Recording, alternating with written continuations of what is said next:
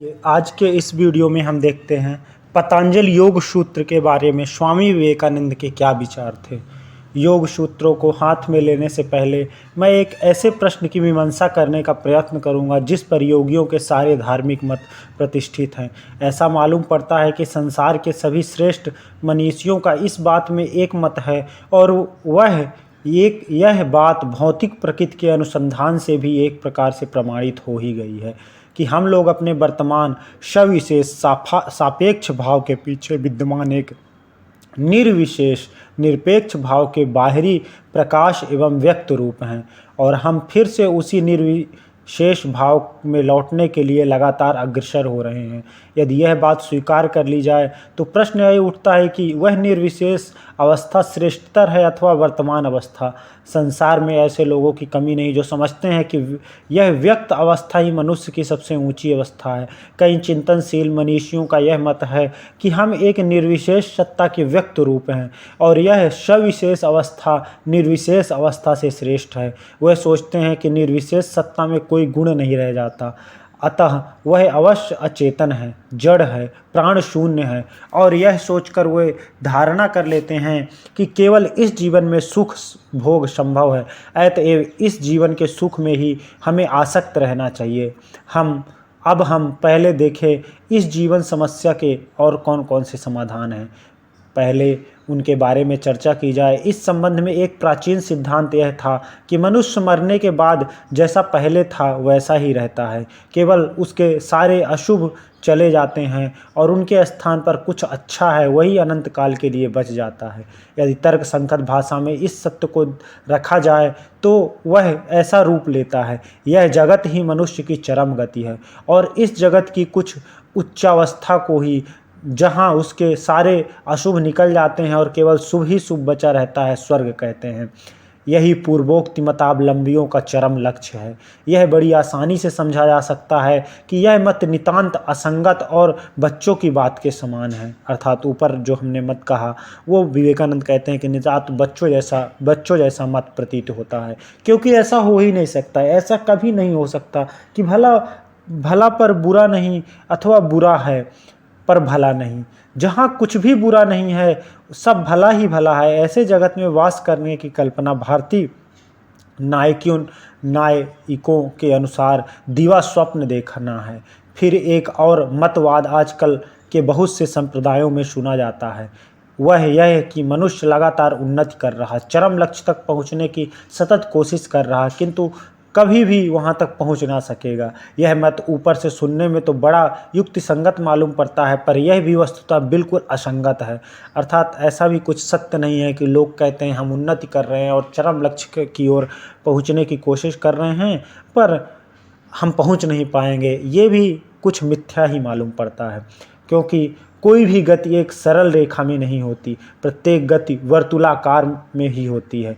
यदि तुम एक पत्थर लेकर आकाश में फेंको, उसके बाद यदि तुम्हारा जीवन काफ़ी हो और पत्थर के मार्ग में कोई बाधा ना आए तो घूम कर वह ठीक तुम्हारे हाथ में वापस आ जाएगा। यदि एक सरल रेखा अनंत दूरी तक फैला दी जाए तो वह अंत में एक वृत्त का रूप धारण कर लेगी। अतएव यह मत है कि मनुष्य की गति सदैव अनंत उन्नति की ओर है, उसका कहीं भी अंत नहीं है, सर्वथा असंगत है। प्रसंग के थोड़ा बाहर होने पर भी मैं अब इस पूर्वोक्त मत के बारे में एक दो बातें कहूँगा। नीति शास्त्र कहते हैं किसी के प्रति भी घृणा मत रखो, सबको प्यार करो। नीति शास्त्र के इस सत्य का स्पष्टीकरण पूर्वोक्त मत से हो जाता है। जैसे विद्युत शक्ति के बारे में आधुनिक मत यह है कि वह विद्युत घर से बाहर निकल घूमकर फिर से उसी यंत्र में वापस लौट आती है। यहाँ भी ठीक वैसा ही है।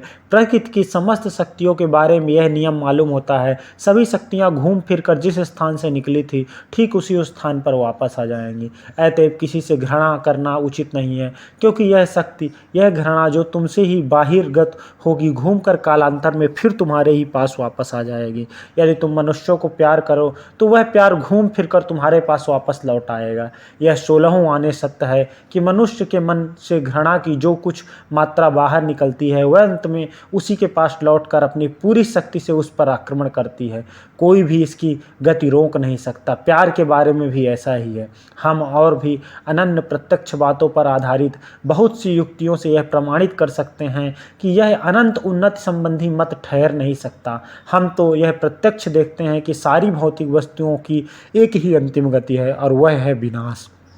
अतएव अनंत उन्नति वाला मत किसी प्रकार टिक नहीं सकता है। हमारे ये सारे संघर्ष, सारी आशाएं, भय और सुख, इन सब का आखिर परिणाम क्या है? मृत्यु ही हम सबकी चरम गति है। इससे अधिक ठहरी हुई बात और कुछ भी नहीं हो सकती। तब फिर यह सरल रेखा में गति कहाँ रही? यह अनंत उन्नति कहाँ रही? यह तो केवल थोड़ी दूर जाना है और फिर से उसी केंद्र में वापस लौट आना है जहाँ से गति शुरू हुई थी। देखो निहारिका से किस प्रकार सूर्य, चंद्रमा और तारे पैदा होते हैं और फिर उसी में समा जाते हैं। ऐसा ही सर्वत्र हो रहा। पेड़ पौधे मिट्टी से ही सार ग्रहण है और सड़ गलकर फिर से मिट्टी में मिल जाते हैं। इस संसार में जितने भी रूपवान पदार्थ हैं सब अपने चारों ओर वर्तमान परमाणुओं से पैदा होकर फिर उन परमाणुओं में ही मिल जाते हैं। यह कभी भी नहीं हो सकता कि एक ही नियम अलग अलग स्थानों पर अलग अलग रूप से कार्य करे। नियम सर्वत्र समान है। इससे अधिक निश्चित बात और कुछ नहीं हो सकती। यदि यही प्रकृति का नियम है तो वह अंतर्जात पर क्यों लागू नहीं होगा? मन भी अपने उत्पत्ति स्थान में जाकर लय को प्राप्त करेगा। हम चाहें या न चाहें हमें अपने उस आदि कारण में लौट ही जाना पड़ेगा जिसे ईश्वर या निरपेक्ष सत्ता कहते हैं। हम ईश्वर से आए हैं और पुनः ईश्वर में ही लौट जाएंगे। इस ईश्वर को फिर किसी भी नाम से पुकारो, गॉड कहो, निरपेक्ष सत्ता कहो, प्रकृति कहो अथवा अन्य किसी भी नाम से क्यों ना संबोधित करो, एक ही बात है। अर्थात स्वामी विवेकानंद कहते हैं कि समस्त प्राणियों की गति एक है और सारे प्रकृति के नियम एक जैसे हैं। इसलिए इसे भिन्न भिन्न मानकर और संशय में रहना ठीक नहीं है। समस्त प्राणी स्थिर है और जिनमें सब फिर से लौट जाएंगे। इसमें अधिक निश्चित बात और कुछ भी नहीं हो सकती है। प्रकृति सर्वत्र एक ही नियम पर कार्य करती है। एक लोक में जो नियम कार्य करता है दूसरे लोकों में भी वही नियम कार्य करेगा। ग्रहों में जो व्यापार देखने को आता है इस पृथ्वी, मनुष्य मात्र और सब नक्षत्रों में भी वही व्यापार चल रहा है। यह बड़ी लहर लाखों छोटी छोटी लहरों से बनी है। उसी प्रकार सारे जगत का जीवन लाखों लाखों छोटे छोटे जीवनों की एक समिष्ट मात्र है और इन सब लाखों छोटे छोटे जीवों की मृत्यु ही